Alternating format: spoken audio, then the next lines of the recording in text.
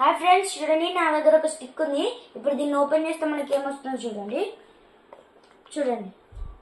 ఇప్పుడు మన దగ్గర ఒక వాటర్ మిలన్ ఉంది.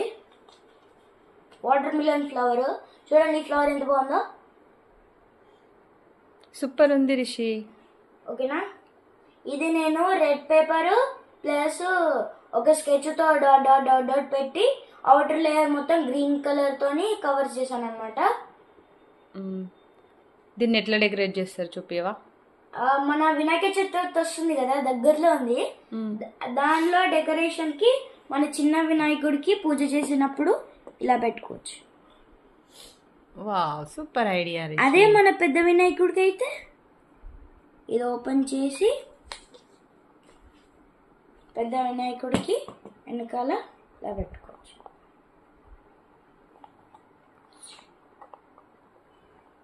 చూసారా ఫ్రెండ్స్ ఎంత బాగుందో?